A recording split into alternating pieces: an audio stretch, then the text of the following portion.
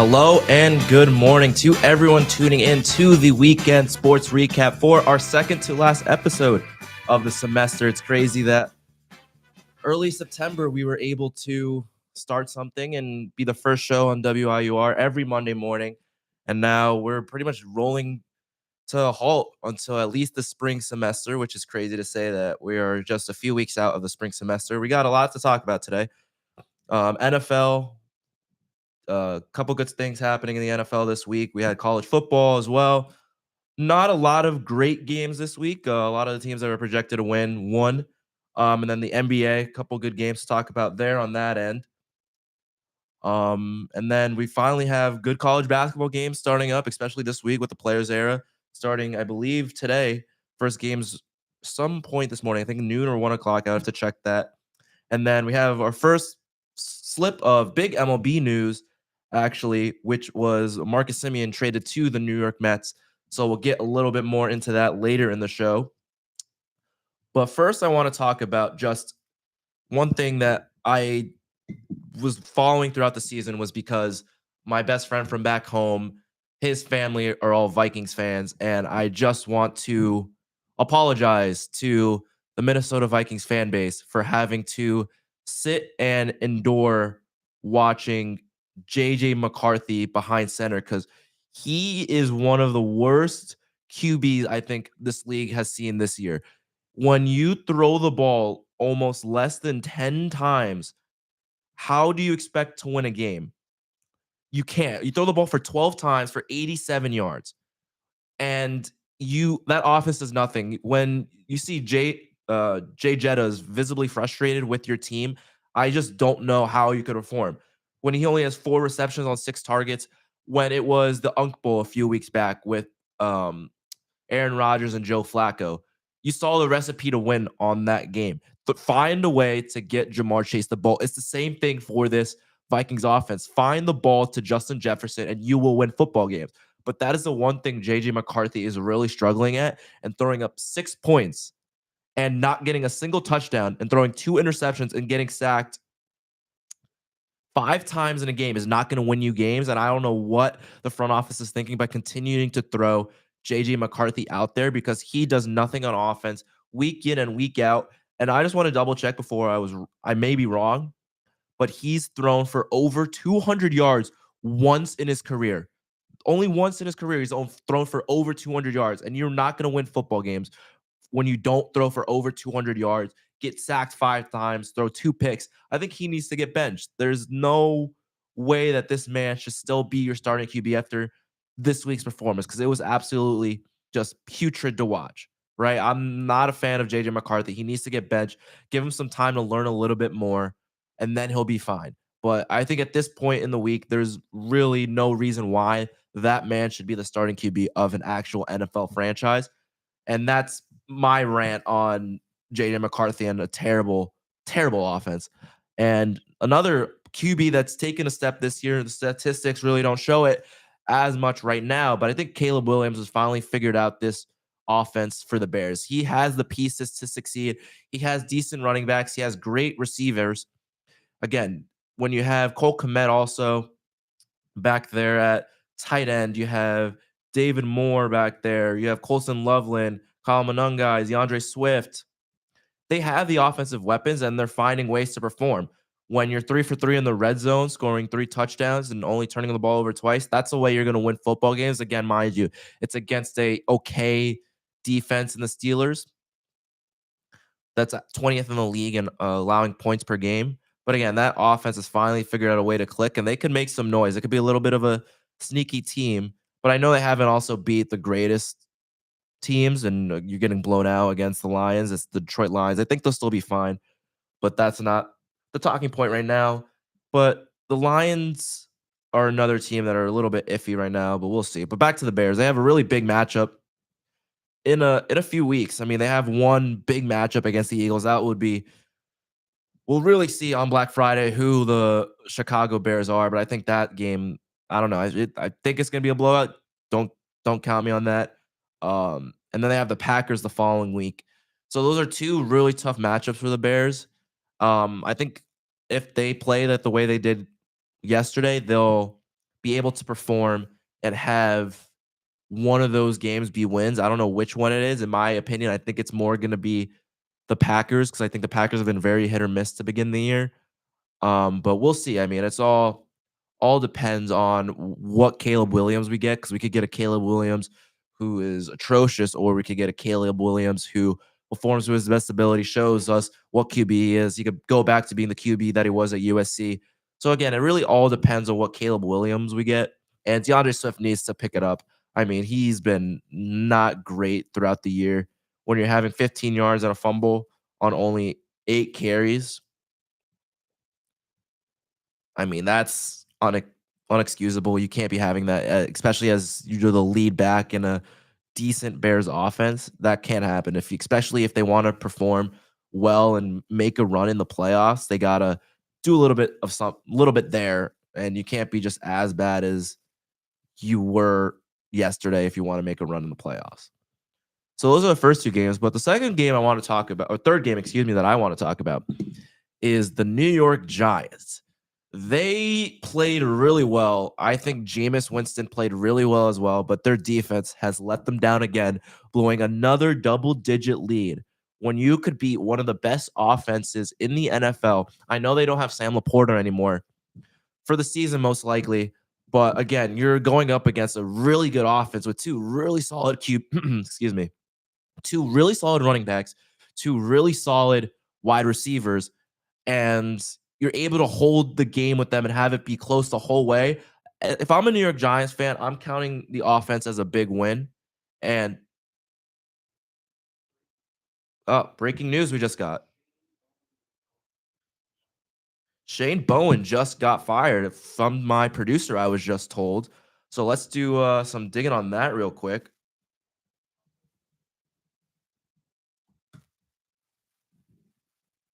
That is some news and a half. Defensive coordinator, yeah, as it should. Well, as I was just talking about the the New York Giants and their defensive woes, I just got broken the announcement live. That was 25 minutes ago, so I should have known about it, but I didn't hear much about that. But I mean that's very warranted. You blew multiple double-digit leads throughout the season, and there's no way to get out of that besides firing the defensive coordinator.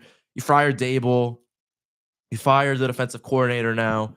I mean, that Giants front office is interesting, to say the least. Now they have a few vacancies they need to fill in the offseason.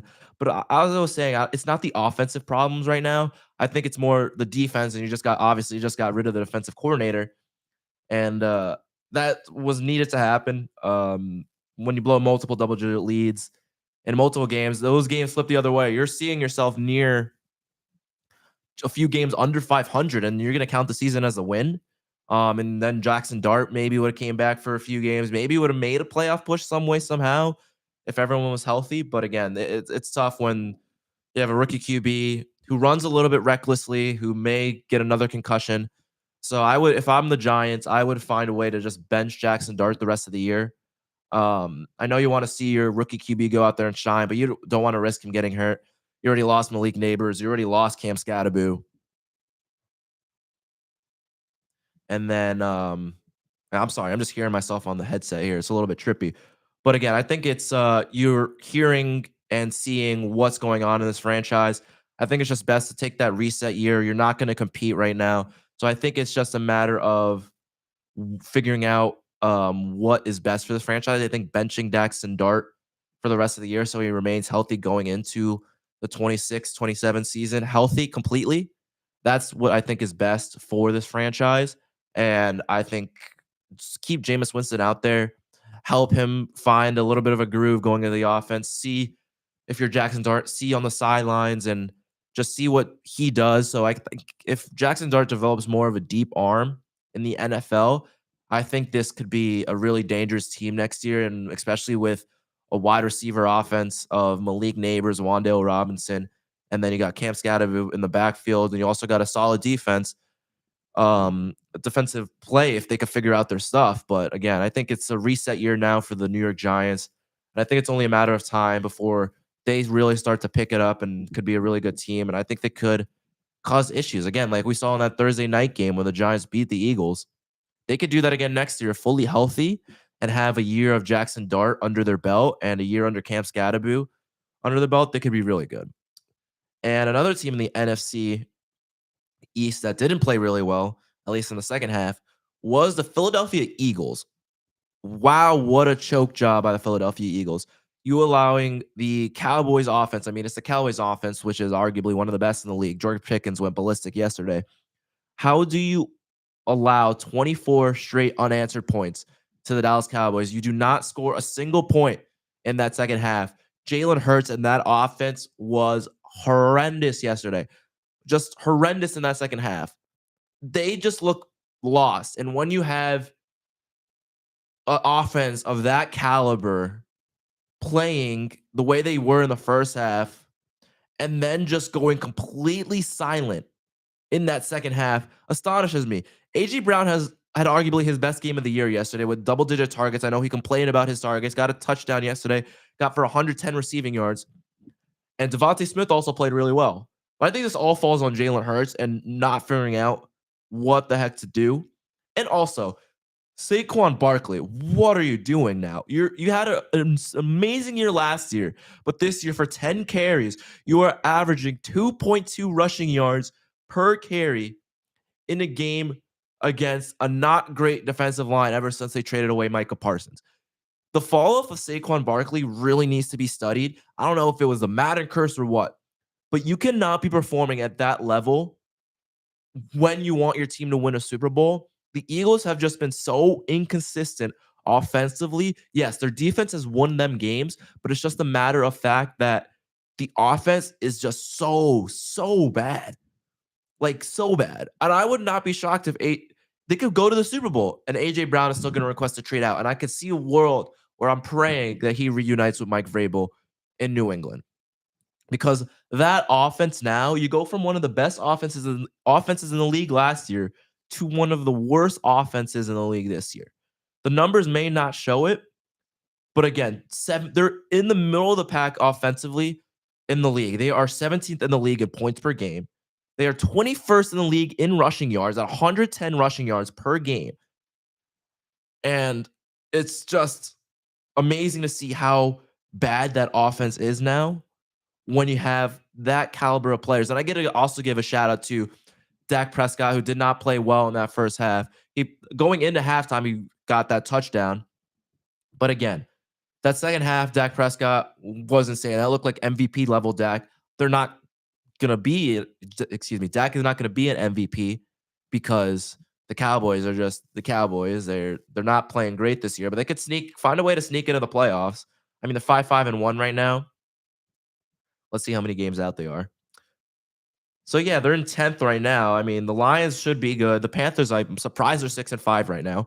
But there's a way, depending on what happens with the Detroit Lions, they could find a way to sneak in because it's going to be tough to stop that offense. The offense is 4th in the league, 1st in the league in passing yards per game. The rushing game could be a little bit better, but again, when you have Dak Prescott behind center with George Pickens as your wide receiver 2 and CeeDee Lamb as your wide receiver 1, it's going to be really tough to stop that offense. So Dallas could make some noise down the stretch, but we'll see. I could see also the 49ers kind of falling back a little bit, but again, it's tough to see. We still got a few games left to play till we get to the playoffs, so there's a lot of time left. But again, the Cowboys had a great comeback, and the Kansas City Chiefs are the next team I'm going to talk about with a great comeback against a really decent Colt squad. And I thought the Chiefs would have been done if they did not win this football game. But again, the Chiefs will Chiefs. They were down 11 in the second quarter. They found a way to come back, found a way to win. And I mean, as long as the Chiefs have, I think Rasheed Rice or Rasheed Rice on is definitely one of the best receivers when Patrick Mahomes is under center. And then, but in my opinion, once for the Chiefs, they haven't been playing up to their potential. Everyone's saying the dynasty potentially could be dead. But in my opinion, if they have Chris Jones on defense, Patrick Mahomes behind center, and Travis Kelsey, I know he's aging, but again, that's the only three you need. And now, if you have Rasheed Rice back, who is a very, very solid wide receiver, the Chiefs are going to sneak into the playoffs. I was wrong last week. I know a few weeks ago, I said that the Chiefs were going to beat, excuse me, we're going to beat the Broncos. They kept that game close. They beat the Colts. I think they're going to beat the Cowboys, but it's on Thanksgiving, which is going to be a really, really good game. Looking at how the Cowboys performed offensively last night and seeing how the Chiefs were able to come back and win, that's going to be a game I'm definitely going to be circles down, and I will be glued to the TV when it comes to Thanksgiving. We'll have some nice food in hand. Got some hopefully some nice mac and cheese, some nice turkey. We'll be watching that game, and if Joe Burrow also comes back for the Ravens game, that's going to be another really good Thursday night football game, and it's going to be a fun Thursday. But again, the Chiefs with a really nice comeback win. Rasheed Rice went ballistic, 8 receptions for 141 yards. His longest reception going for 47 yards, 12 targets. So Mahomes definitely now has his wide receiver one, which is something that's been a little bit iffy the beginning of the year when he was on suspension. And it's something that's, I think, been a little bit iffy since Tyreek Hill left, that he never had that solid wide receiver one. But I think he now has that wide receiver one with Rasheed Rice, and especially if Xavier Worthy gets going as well. You have that two-headed monster with Worthy, and that speed is like a Tyreek level speed. So that speed could be a really big problem in playoff time. And if he finds his mans and finds his open space, it's going to be really tough to defend that Chiefs offense. And I don't want to face the Chiefs, like I've been saying all year. You do not want to face the Kansas City Chiefs when you get to the playoffs, because it's going to be really tough to beat that team. And I know they're out of it now, but they could still sneak their way in. Let's see who they play the rest of the year, and then we'll determine whether or not that gets them in. It could be a little bit of biasy coming in, because I think I do have very high expectations for this team. They have a really good defense, fourth ranked defense in the league. The Chiefs have, so again, they could cause problems defensively and offensively. They're second in the league in passing yards. So let's see. I think they could beat the Cowboys. And they do have a little bit of a tougher January where they face the Texans, they face the Chargers, and they face the Titans, which should be a win. And then they face the Broncos. And the one game in January is against the Raiders. So realistically, I could see them only losing 2 games on that schedule in the 5 games remaining. But we'll see. I mean, it's the Kansas City Chiefs. They'll find a way to perform. They'll find a way to get into the playoffs, and they'll find a way to make it back to the Super Bowl, because in the AFC, I really only think right now, I mean, it's also the Ravens, depending on how they look. But I think they could beat the Broncos. They beat the Colts. The Patriots look really, really good. Like, I don't know who else could really dethrone them right now. And I also want to say I don't agree with Cam Newton's take at all, saying that the Patriots are fool's gold. You got to play who's in front of you to the best of their ability, and the Patriots are doing just that. They are beating the teams that are in front of them. So I do not agree with what Cam Newton has been saying. He talks a lot of talk for someone who's been very average his whole NFL career. And I could argue potentially at the end of this year that Drake May, his second year, would arguably be better than any of Cam Newton's career. I know he went to the Super Bowl, faced Peyton Manning, got smoked, mind you. But let's see. Let's see Cam Newton's career, his career stats. Drake May could possibly win an MVP as well. He could be up there in MVP. I know it's Matthew Stafford right now who's playing at an insane level, but I mean, Drake May is in his second year doing this at a high level. So I think by the end of his career, I think honestly, Drake May is going to be 10 times better than Cam Newton for talking all that talk, and going to the Super Bowl and absolutely playing terribly. Let's see. Yeah, his best year was when he passed for, it was in 2015 when he passed for 3,800 passing yards, got 35 touchdowns. So let's compare that to Drake May so far this year. Hmm. Just to throw that out there, just to throw it out there. This year, Drake May already has 3,100 passing yards with like 5 games left to play. He's going to reach 4,000 passing yards, and then he has 35 passing touchdowns. Drake May again, obviously, has a little bit less passing touchdowns. He has 21 so far. He's not going to reach that number. 10 interceptions for Cam Newton that year, and Drake May has. Let's see. Go back. My computer is way too many tabs open. Drake May has 6 interceptions this year. And he's got sacked 33 times, a rating of just under 100. And Drake May has a rating of 110 on the season. So Newton, I think he won it in 2015. Let me just make sure. Yeah. And Drake May is having a better season than Cam Newton in his MVP year. And in his MVP year, he had a completion percentage of just under 60%. And then we have a completion percentage of, let's see, of 71. So this year, statistically, looking at it, Drake May is having a better year than MVP Cam Newton. So you better stop the talk, Cam Newton, because I do not agree. You saying they're fool's gold, and you had the most average NFL career, in my opinion. You were a good QB, but you fell off a cliff very quickly after that Super Bowl. And in my opinion, Drake May, you could book it now, you could clip this now, whoever's listening in. Drake May is having a better MVP season than Cam Newton had when he won MVP. And because of Matthew Stafford, Drake May is not going to win MVP. I want you to book that now, that Cam Newton is a very overrated QB and should be quiet when it comes to Drake May, because Drake May is playing who's in front of him and performing at a very high level. I know it wasn't his best game yesterday, but Drake May is performing at a very, very high level compared to Cam Newton. And this is only Drake May's second year in the NFL. Just a very hot take, just saying, book that now. I want you guys to hear that. And I'm very adamant about that. And I will continue to be very adamant about that. So we're getting up to almost half an hour. So I'm going to try to speed this up. Shedeur Sanders had a decent NFL debut, especially starting. He had a really nice couple deep passes, and that's going to be looking like a lot better than Dillon Gabriel. Don't get me wrong. I think that's going to be the starting QB now for the Browns for the extended future until he messes up some way, somehow, which I think he will. I could be wrong. I don't know if that's going to be true or not, but we shall see. And then the other game that was really worth noting and really worth talking about was the Rams game. They look like NFC favorites right now. We had one of the comm students here come in earlier saying the Rams are going to win the Super Bowl.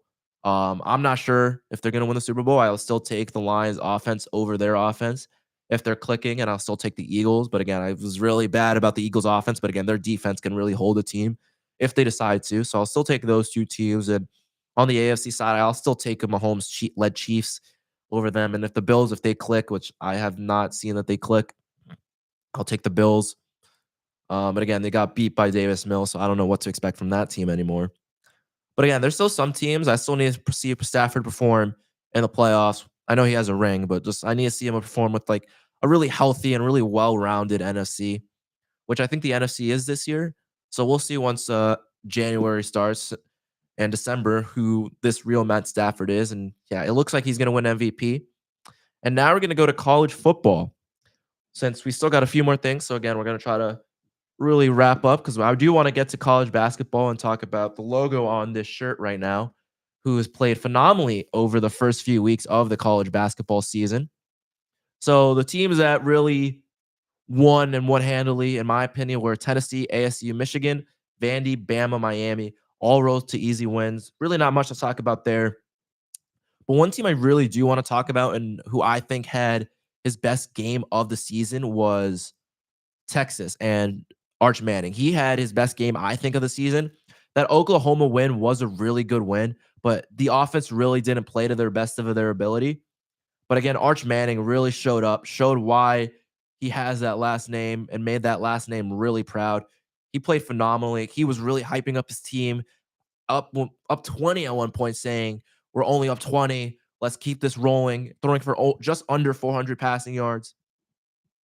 That was an Arch Manning that we expected to see, and the Arch Manning that was the Heisman favorite. It was, again, mind you, against an Arkansas defense who is horrendously bad, like really bad. But again, Arch needed that win just to have that.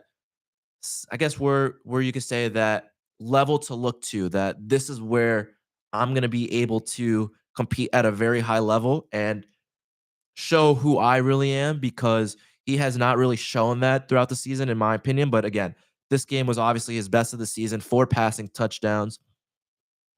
He had a rushing touchdown and he had a receiving touchdown.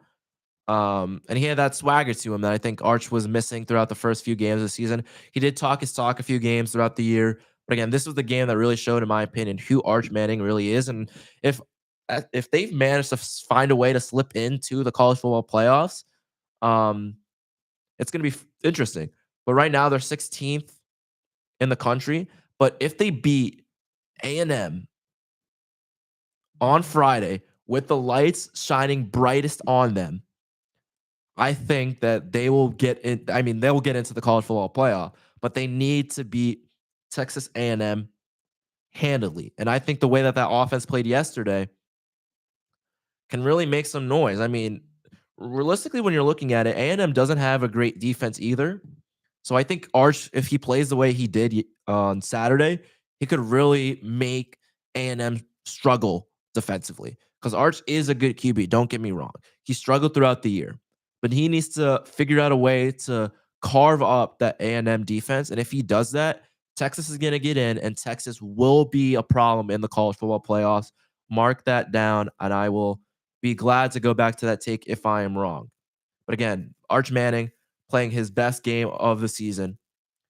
And Oklahoma beats Mizzou. Obviously, not the most exciting game. Great defense was shown in that game. That's another one that there was really not much to talk about. Oklahoma played really well. Oklahoma was projected to win that game from the start. And then you have Pitt absolutely demolishing Georgia Tech. I thought Georgia Tech was going to be one of those teams that can make noise and be one of the real contenders out of the ACC. I said it a few weeks back. I'll say it now. The ACC is one of the worst run football programs, like, or not programs, conferences, excuse me. I'll restart there.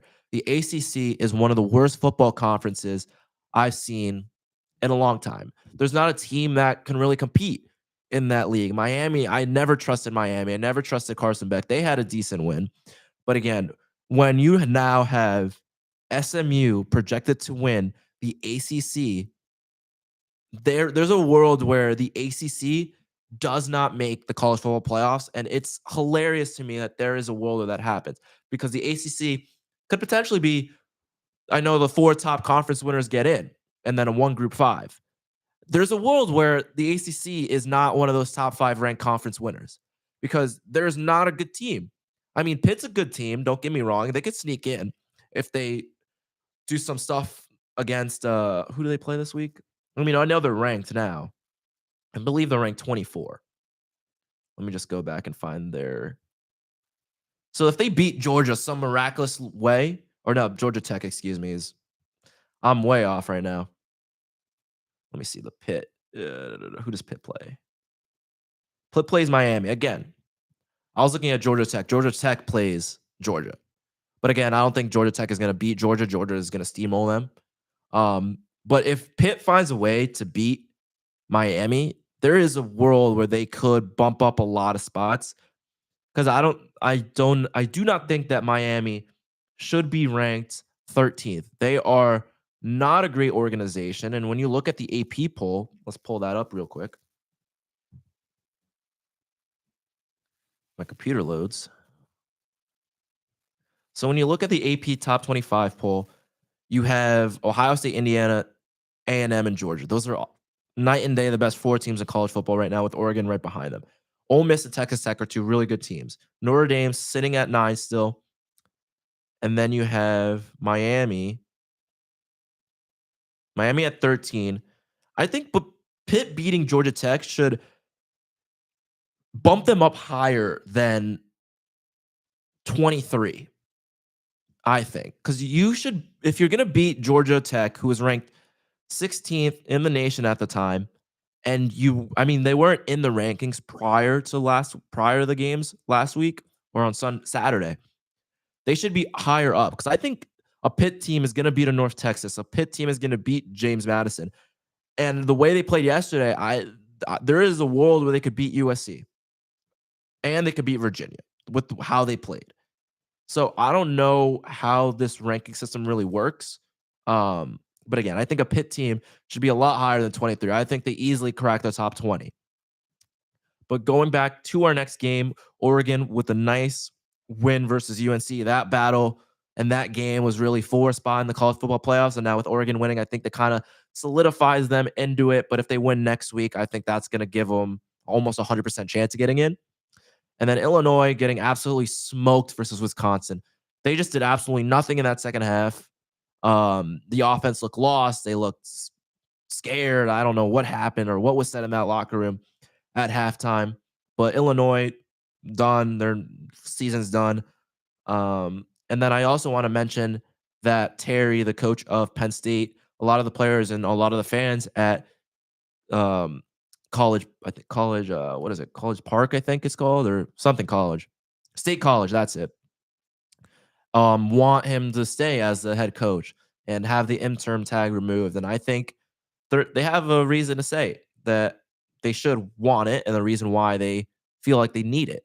And I'm happy for them. And I think that's a good stepping stone. And James Franklin now at the head coach of Virginia Tech. We'll see how he does. Virginia Tech has never really been a perennial great football organization, but maybe James Franklin can turn it around. And we are going to take our first ad break as we are going to transition to NBA and college basketball.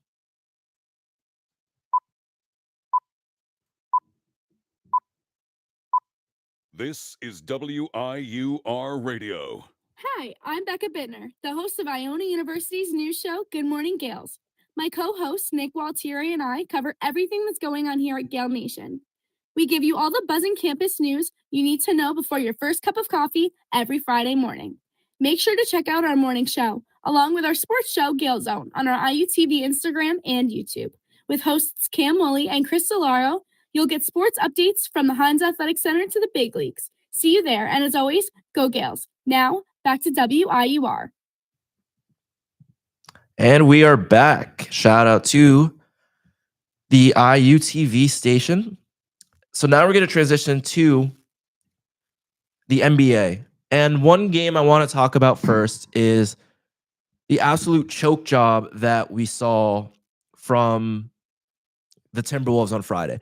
You were up almost 10 points with less than a minute left and found a way to lose. Watching that live, I was just in shock. Anthony Edwards missing those 2 free throws late in the game. That cost him the game. Gillespie hitting a nice fadeaway floater to get them the win.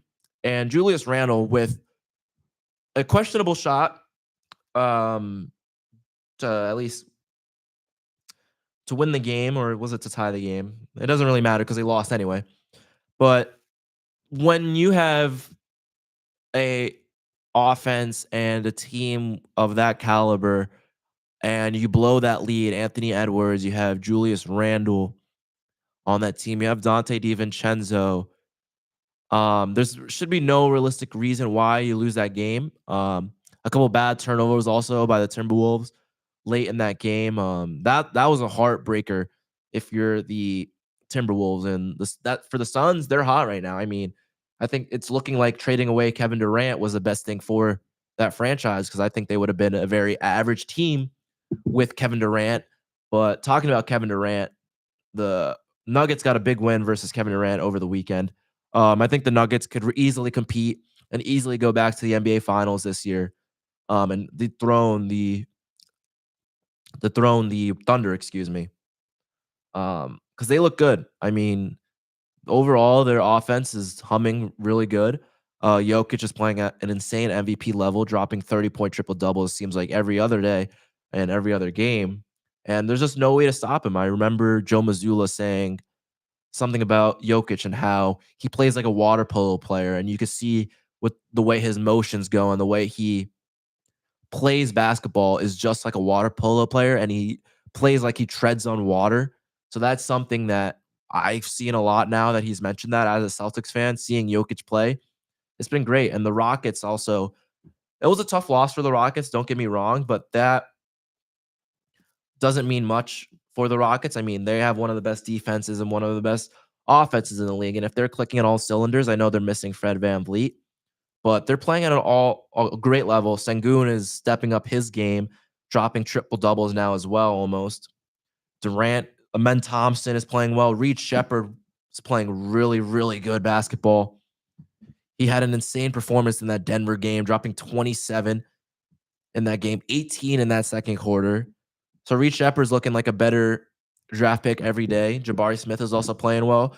And when you have 5 double-digit scorers on that Rockets team, it's going to be tough because if one player on that team is not playing to their best of their ability, it's just going to be the next man stepping up. And it could be an Amen Thompson stepping up if Kevin Durant is having a slow day. Or if Sengun's having a slow day, it could be Durant stepping up and with a combination of maybe a Reed Shepherd or maybe a Jabari Smith. So that's one thing that I would want to be scared of if you're a team in the West is just how good the Rockets can be if all their players are scoring and all their players are playing at a great defensive level. It's going to be tough to beat that Rockets team. It's going to be tough to beat a Nuggets team. I think also the Thunder are playing really good basketball as well. And it's just going to be the West is just insanely good. I mean, it's just really good to see the Thunder at 17-1 right now.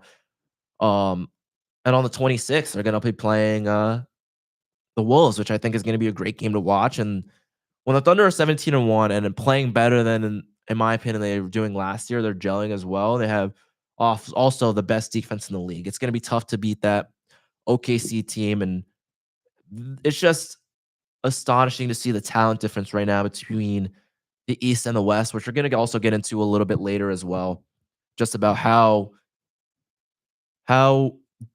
different the West and the East are, just what talent wise. And I remember talking about that in one of my classes, but I don't want to get too much into it. But one team that is looking very, very good right now, at least on the Eastern Conference side, is the Toronto Raptors. I mean, they are just killing it right now. It's great to see. I mean, everyone's playing well in that organization, and I think the Raptors fans have been missing it. I mean, they won 7 straight, second in the Eastern Conference, 5th in the league in offense. That's something I wasn't going to expect from the Toronto Raptors, but I mean, when you have 2 20-point scorers on that team, or 3 20-point scorers, excuse me, with Scotty Barnes, Brandon Ingram, and RJ Barrett, they have a really well-rounded offense. And I think that's something the Raptors fans have been missing since Kawhi left. But the Kawhi offense there was really more defensive-minded because Kawhi is more of a defensive player. But again, that offense has been playing very, very well. They got a really big game tonight against Cleveland, so I'll be tuned in to watch that one tonight. But we'll see how much I'm tuned in because there's a lot of good college basketball games on. But again, that's going to be a good determination of what team should be the top dog right now in the East. But I think the Cavs have been playing not to their best of their ability.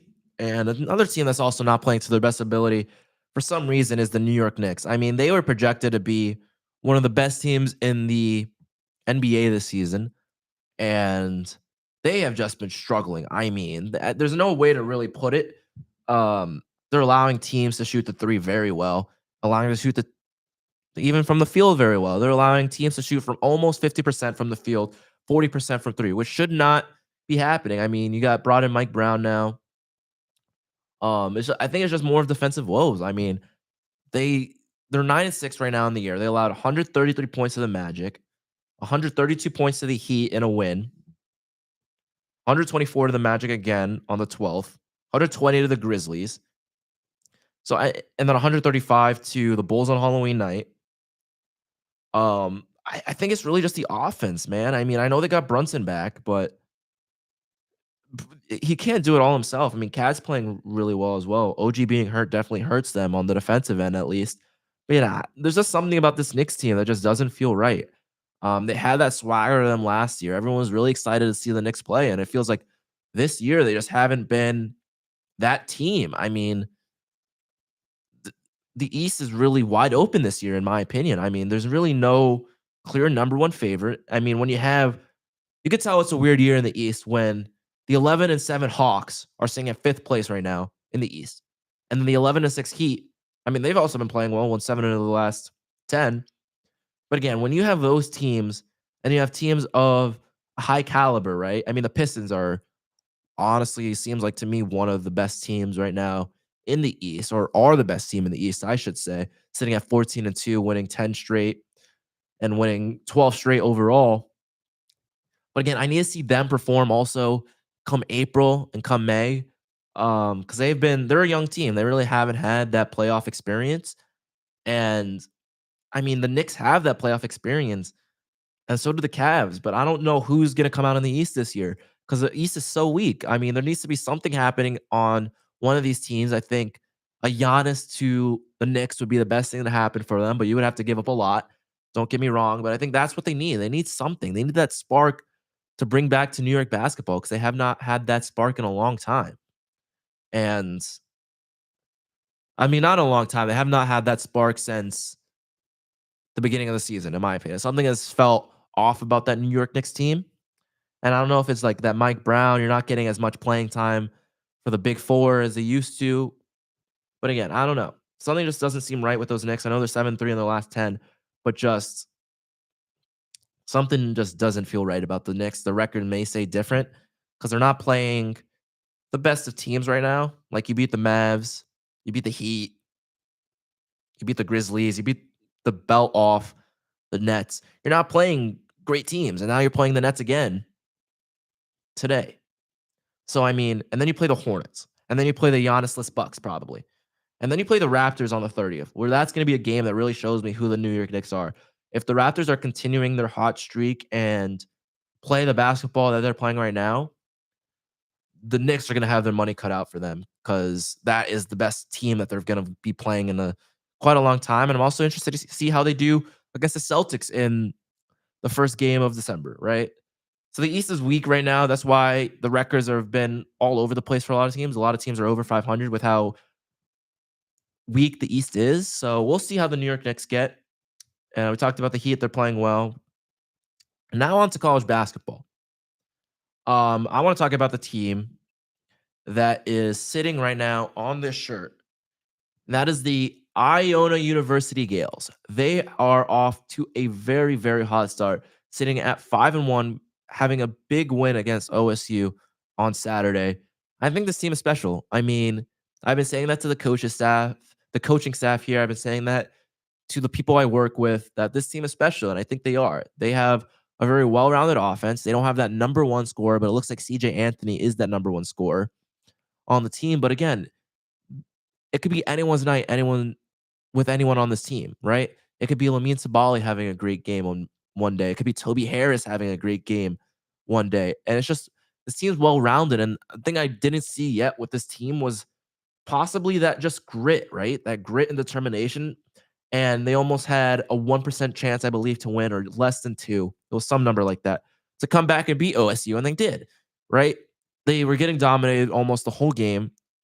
And then they came back late in that second half and really showed who this team is. And they're going to play Green Bay today. I think that should be a win for this team. And I'm excited to see them in conference play, especially against a really tough Quinnipiac team who just really handled and did very well against Pitt.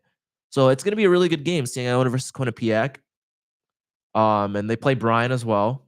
So I think it could be a really big year for Iona. They're the highest rated team right now on KenPom, which is not something I thought I was going to be saying at the beginning of the year. I thought it was going to be Quinnipiac, but I think that's a game that should be flexed. I don't know if they're on potentially ESPNU for that day, but I would make some calls at the ESPN headquarters and be like, hey, can we possibly get this game flexed onto ESPNU? Because that is going to be a really, really good game. Quinnipiac coming, I believe they're coming into Hines. Let me just double check on that.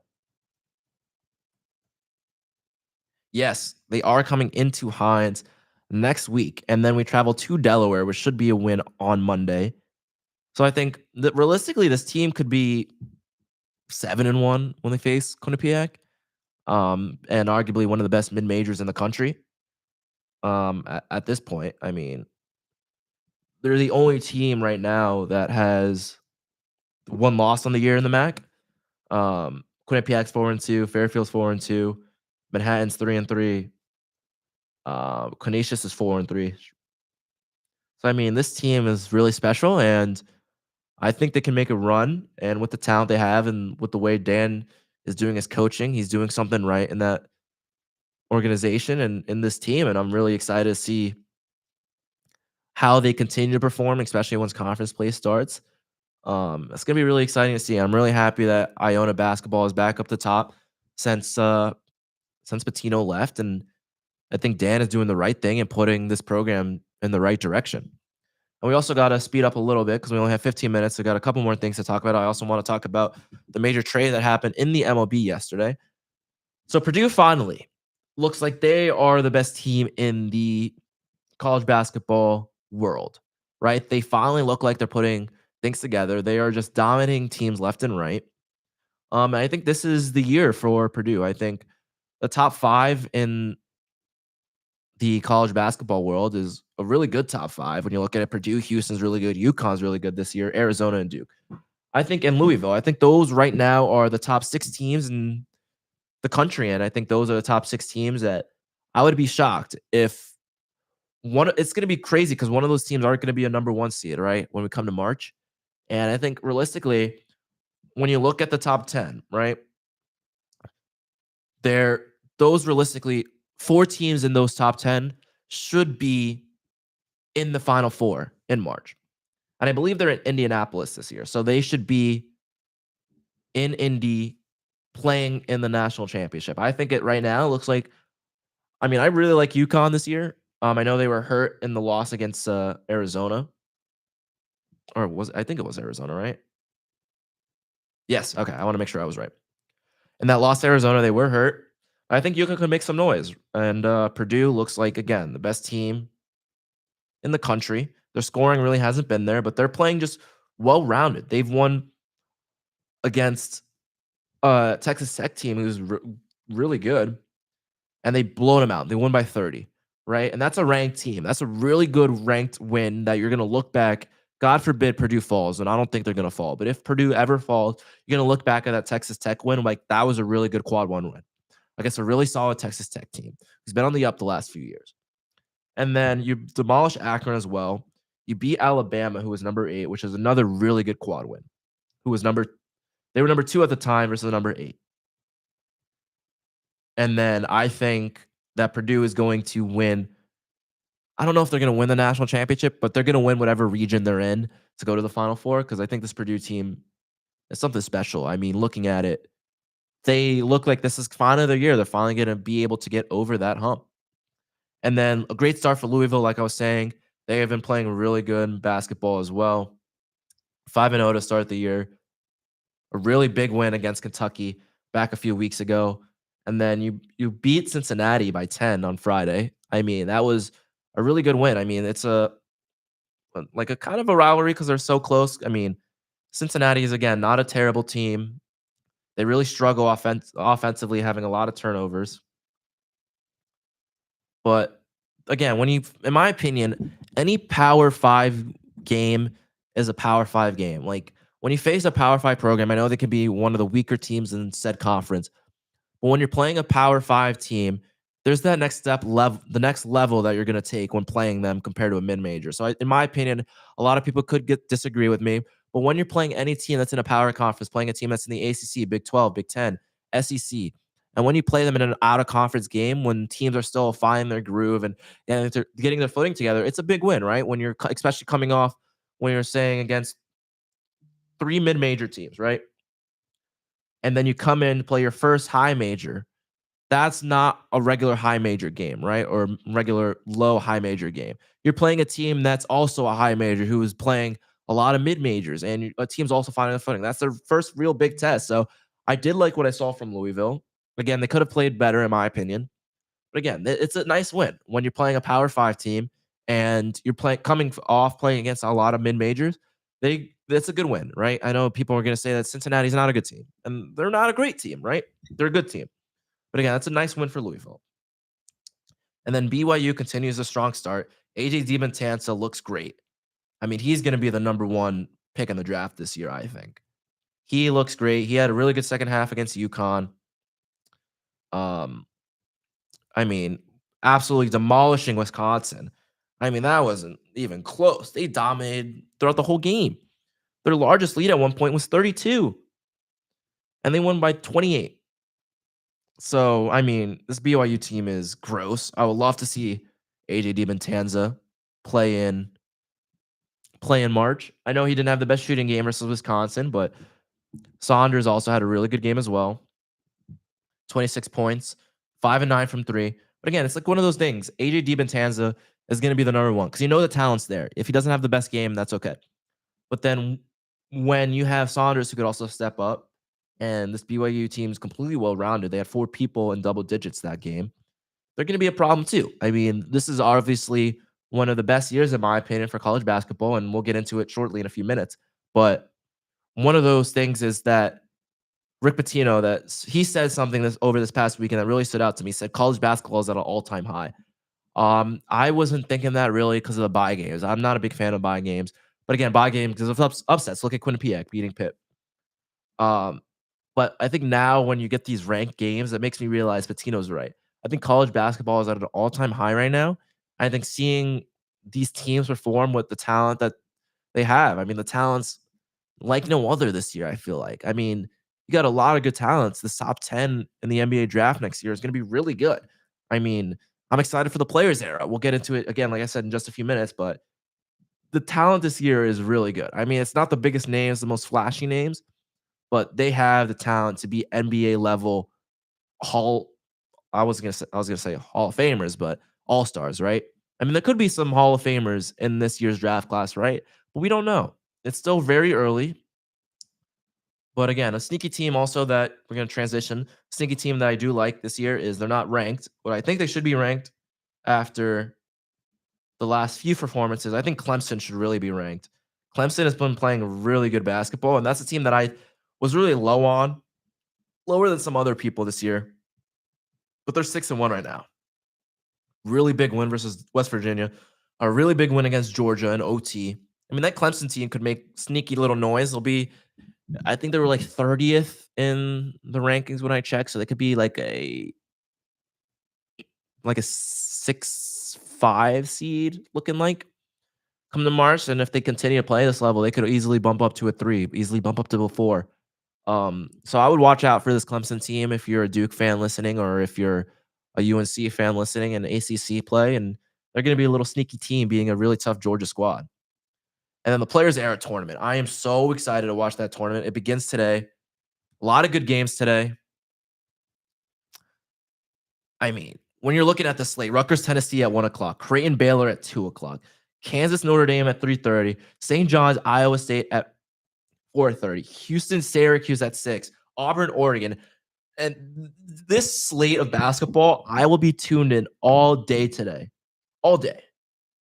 And it's going to be great basketball. I mean, this is what I think college basketball needed, was a tournament like this, where you get the cream of the crop playing each other for great money, right?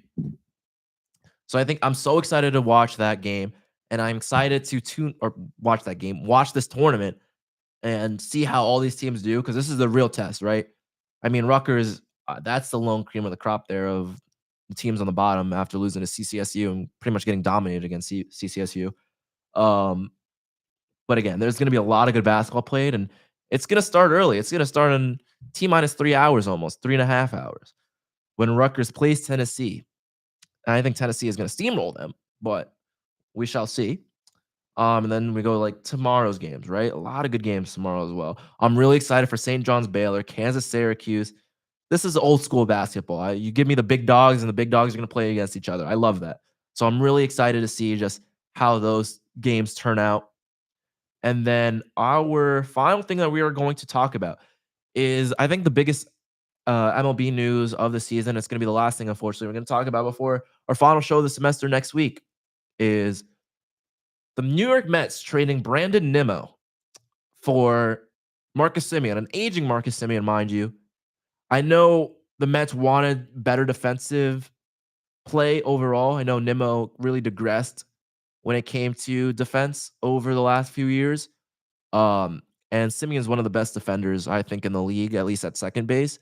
The offense is not there for Marcus Semien, but when it comes to defense, he'll be able to show out on defense. He's not going to have those offensive numbers. But then that's also going to raise the question now, what do you do with Jeff McNeil? Is he on the trading block now? Now there's a hole in the outfield. Do you want a better defensive outfielder? Are you going to look at like a Harrison Bader, a Mike Yastrzemski, or are you going to go put all your chips on the table and go in for a Cody Bellinger? Are you going to take him away for the second straight year, take away an outfielder from the New York Yankees and have an outfield of the New York Yankees pretty much in Queens? So that raises the question, are you going to go for Kyle Tucker, right? Probably not. Are you going to go for a Cody Bellinger? I can see him going for a Cody Bellinger because the Mets also need pitching. So you don't want to put all your chips in to one signing and go into a Kyle Tucker and then really limit yourself on what else you could really spend on the offseason. But now, once the winter meetings are starting to roll around, we're going to hear a lot more about trades, and a lot of people are on the trading block, especially for the New York Yankees fans listening. Corey Seager is a name that's really shown out in the last few days. We got Fernando Tatis has also really shown out in the trade block the last few days. And I think the Yankees will make a splash if they don't make a big signing. I think they could easily go for Fernando Tatis, and I would love to see them go for Fernando Tatis. I'm a big Fernando Tatis fan.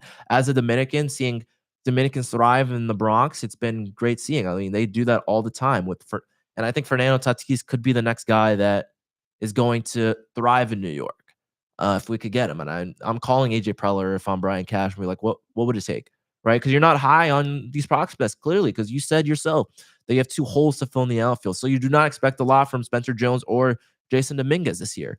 So, I mean, what do? You need an outfield piece. Bring in Tatis, please, and then re-sign Cody Bellinger. I will be happy with that offseason if you're the New York Yankees. And you do also have a hole to fill. Maybe do a little bit of a quiet trade, right?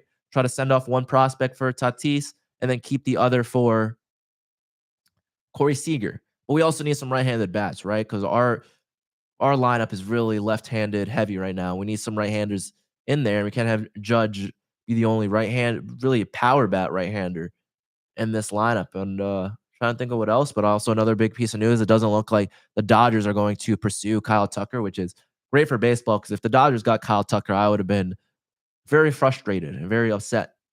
But also, I know I have maybe a Blue Jays fan listening with my friend Rock. They're looking at Kyle Tucker, so maybe they get Kyle Tucker. But everything again is going to really steamroll once it comes to the winter meetings in a few weeks. So I'm excited to see how that goes, and hopefully we get more commitments for the World Baseball Classic in a few weeks. It looks like Team USA is really rounding up their roster.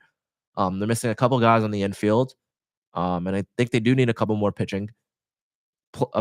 couple more pitchers on the pitching staff they need, and hopefully DR can compete as well. I'll be rocking my DR World Baseball Classic jersey when we come to March. I'm excited for that, and I think that's gonna wrap everything up. And we will be back next week discussing the rivalry weekend in college football, arguably one of the best weekends in college football, or not arguably the best weekend in college football besides opening weekend. And then we'll be back with the NFL. We'll talk more about the NBA. Hopefully, get some more MLB news and just sports in general. So I want to thank everyone for listening and tuning in.